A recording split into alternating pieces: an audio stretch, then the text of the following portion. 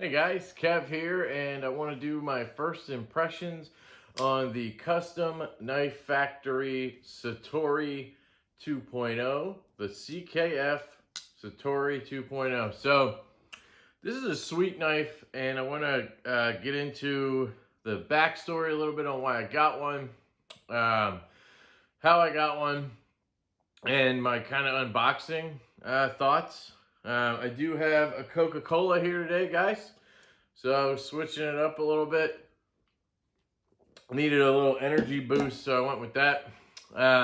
So the Satori 2.0. I didn't know this knife existed until Jake from Bearded Gear, my buddy Jake, he got one, I don't know, a month ago maybe. And I had seen it on Instagram, but I never really paid attention to it or knew what it was. And Jake kind of has a knack for that. He'll pick up a knife that I've previously had no interest in or basically just didn't even know existed because I saw it on Instagram and just kind of, kept scrolling. And he'll get one in and, he'll do his unboxing, his his review, and he'll really kind of, teach me about the knife and all this stuff. Basically, I go through the same process everybody does. I see YouTube videos and I learn about knives and I make my decision, right? Well, this one really, really stuck out to me when Jake got it. And so after that, I really wanted to pick one up, and I was a little worried as a lefty what it would be like being a frame lock and everything. And I'm normally not into these crazy Tanto blade, aggressive looking knives, but lately I've just kind of my tastes have been changing. I really love the Chavez 229 I have, and I figured, shit, I'll give it a chance, right?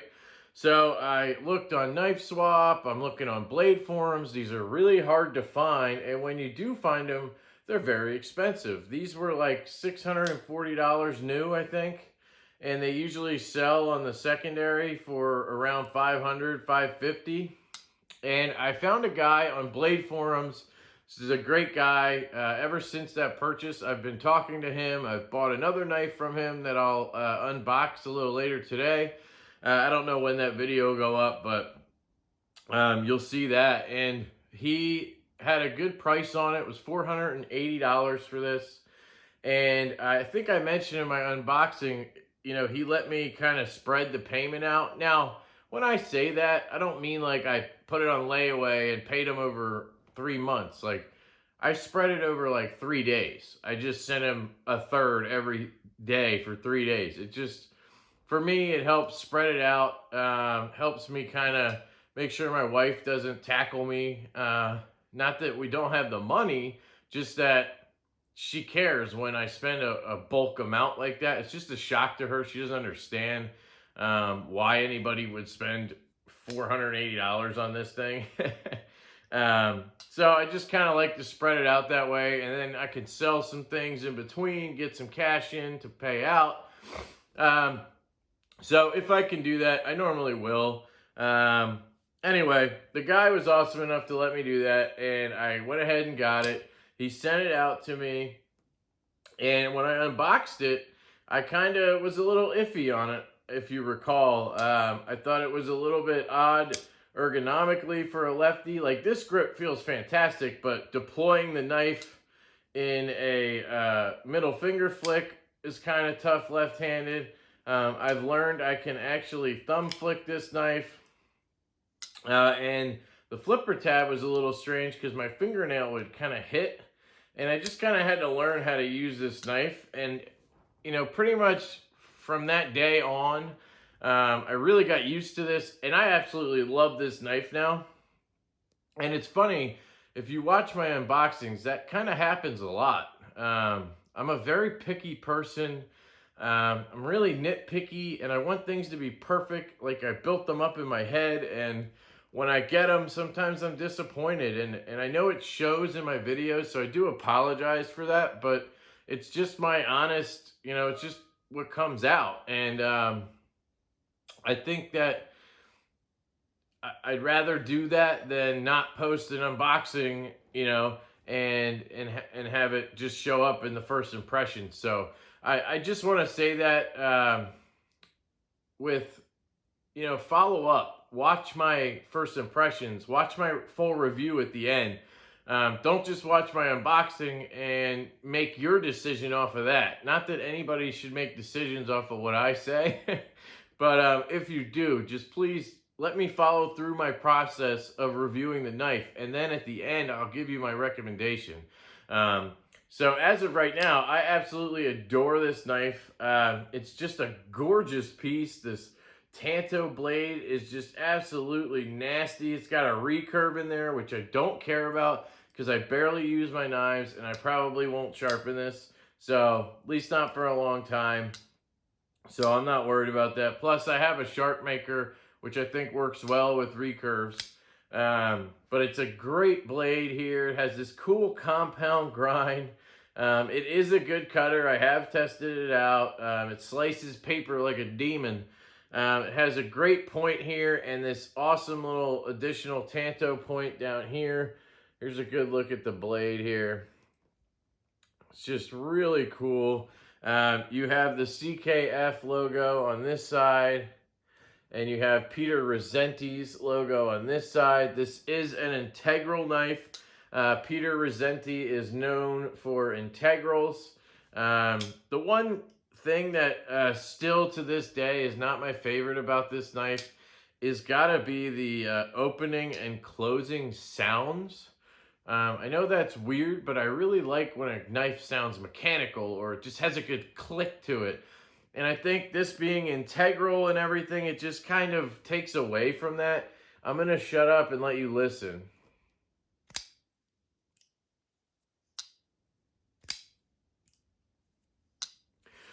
So it's not like it's bad or anything. It's just kind of a dull thudding sound either on both ends. It's just not like satisfying. I like when a knife like flies out and it cracks open. Like if you've ever heard a Chavez 229 open, I mean, that's a Chavez 229 or a Benchmade Anthem. That's an integral. That thing just sounds like a mechanical beast when it's opening and closing. It's just so cool. And this just doesn't have that. So that's the one thing that kind of bothers me a little bit, but that's not going to hold me back from anything. I've been fidgeting with this knife for days now. Absolutely love it. For a righty, it's very easy to manipulate. I have a little cut here on my thumb, so it's a little tough to manipulate right-handed right now. But it just drops shut. You just have to watch the frame lock there. Don't put any fingers there or too much pressure. You can easily middle finger flick this right-handed. I can't do it. The thumb flick is a lot harder right-handed, I think. Yeah, because you're pushing against the detent. Left-handed, I'm not. I'm pushing away from the detent, so I can really flick it out. I can actually use the blade stop. These are not thumb studs. I can use the blade stop as a stud, actually, and it works fairly well. But I do enjoy the flipper the most, and I kind of figured out to just put my finger back a little bit, and I haven't had that problem where it kind of catches my fingernail. I also trimmed my nail a little bit. Maybe that was a little long, but again, no problem there. This thing just drops shut. When I first got it, it was like a guillotine. It would just, instantly drop. This is a little slower on the drop, which I prefer. Actually, after a couple days, I felt the slightest bit of blade play. Slightest tiny bit. So I tightened it up a little bit, and it's slowly getting back to that drop guillotine shut. And there's no play now. So it's wearing in. This was a brand new knife. It is M390 blade steel, and this is number 353 out of I don't know how many. So that's pretty cool. And again, ergonomically, I have a large glove size hand. This knife just fits in my hand like a glove. I do wish the jimping was up here a little more. Like, I don't know if they could have moved this up somehow, this whole hump, because my finger just lands right about there. Although it is comfortable, even though my thumb is kind of on that point, it's fine. And if there had been a finger choil, this thing would be absolutely perfect. But I get why they didn't do it, because you're already having a pretty short amount of blade and or edge, and if you added a big choil in there, you'd barely have any edge for the people who actually use their knives, right? I do use my knives, just not as much as most people, and I always kind of carry a secondary these days, and I'll usually pull that out.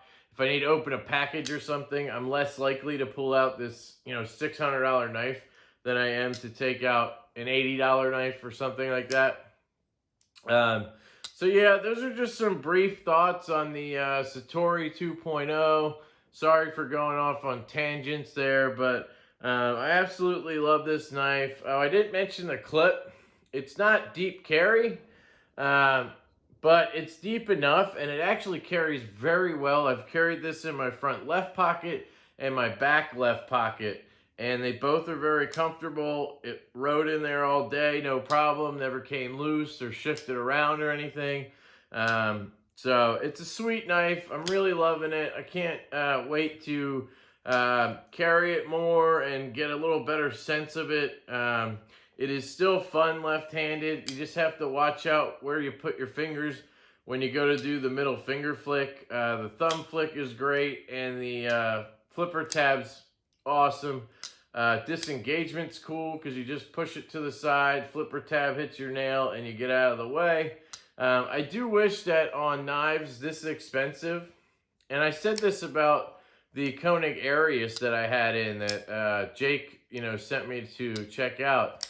It doesn't have a detent ball ramp, and I really think that at this price point, we shouldn't be worried about breaking the detent.